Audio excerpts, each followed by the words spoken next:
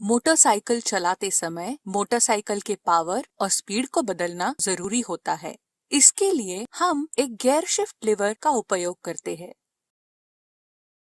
Motorcycle gear box में 2 shaft में मौजूद विभिन्न व्यास के गियर्स होते हैं, जिन्हें आवश्यकता के अनुसार बदला जा सकता है। गियर लीवर एक शिफ्टर शाफ्ट से जुड़ा हुआ होता है और शिफ्टर शाफ्ट एक रैचेट मैकेनिज्म से जुड़ा हुआ होता है। ये रैचेट मैकेनिज्म एनिमेशन में दिखाए गए अनुसार काम करता है।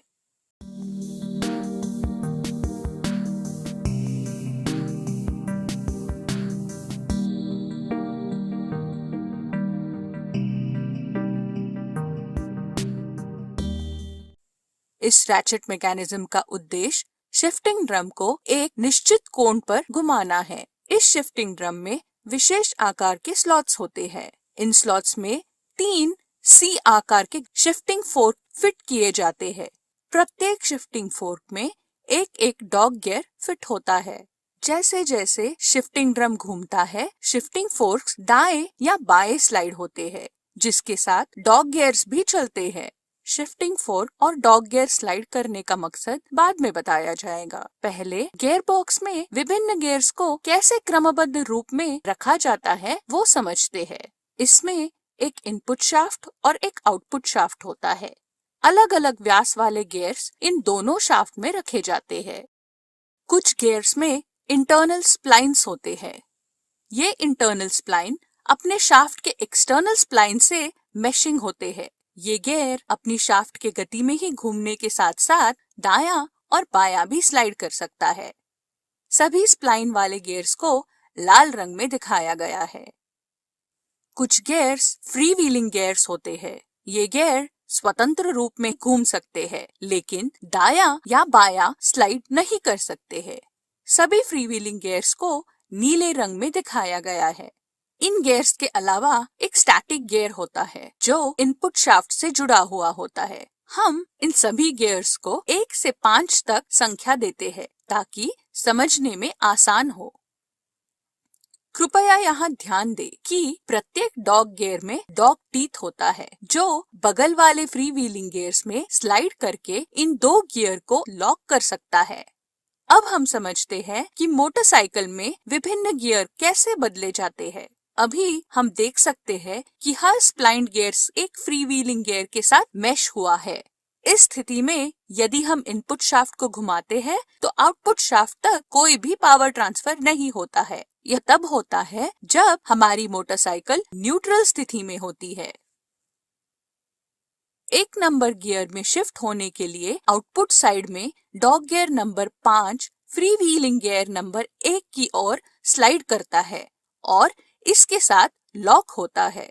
गियर नंबर 5 स्प्लाइन्ड होने की वजह से अब आउटपुट शाफ्ट इस गियर के साथ घूमेगा। यह पहला गियर है। 2 नंबर गियर में शिफ्ट होने के लिए आउटपुट शाफ्ट में डॉग गियर नंबर 5 न्यूट्रल स्थिति में आ जाता है और डॉग गियर नंबर 4 स्लाइड करके 2 नंबर गियर के साथ लॉक हो जाता है।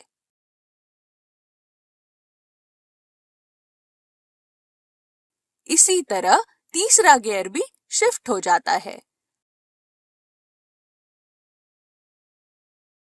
फिर चौथा गियर और 5वां गियर। कृपया यहाँ ध्यान दें कि किसी भी एक गियर से दूसरे गियर में शिफ्ट होने के लिए पहले से लॉक किया गया डॉग गियर पहले न्यूट्रल स्थिति में लौटता है, उसके बाद ही किसी अन्य गियर से लॉक होता है। इस वजह से प्रत्येक 2 गियर के बीच में एक न्यूट्रल स्थिति होती है, लेकिन हमारी मोटरसाइकिल में हम केवल एक ही स्थान में न्यूट्रल पाते हैं। यह कैसे होता है, इसे समझने के लिए हम रैचेट मैकेनिज्म पर वापस जाते हैं। उचित गियर शिफ्टिंग के लिए एक स्टार शिफ्ट डिटेंट मैकेनिज्म जिम्मेदार होता है। जैसा कि हम देख सकते हैं, स्टार प्लेट में रिजेस और वैलीज होती है और इन रिजेस और वैलीज पर एक रोलर स्प्रिंग की सहायता से रोल होते हैं। रोलर जब स्टार की रिज पर होता है तब मोटरसाइकिल न्यूट्रल में होती है। जैसा कि हम कल्पना कर सकते हैं, रोलर स्टार के रिजेस पर नहीं रुक सकता है। इसी वजह से हम इस गियर के बीच न्यूट्रल नहीं पाते हैं। लेकिन इस स्टार की एक रिज कटी हुई होती है। इस वजह से रोलर इस स्थान पर रुक सकता है जहां हम न्यूट्रल स्थिति पाते हैं। हमने जो गियर बॉक्स यहाँ दिखाया है उसे कांस्टेंट मेश ट्रांसमिशन सिस्टम के रूप में जाना जाता है। पारंपरिक गियर बॉक्स, जिसे हम स्लाइडिंग मेश ट्रांसमिशन सिस्टम कहते हैं, इसमें गियर शिफ्ट करने के लिए एक गियर को पूरी तरह डिसएंगेज करके दूसरी गियर से एंगेज करना जरूरी होता है। इस वजह से इस गियर बॉक्स में गियर शिफ्ट करने के लिए कठिन होता है। कभी कभी एक गियर का दांत दूसरी गियर के दांत के साथ टकरा के गियर जल्दी खराब हो जाने की समस्या होती है। कांस्टेंट मेश ट्रांसमिशन सिस्टम में यह समस्या नहीं होती है।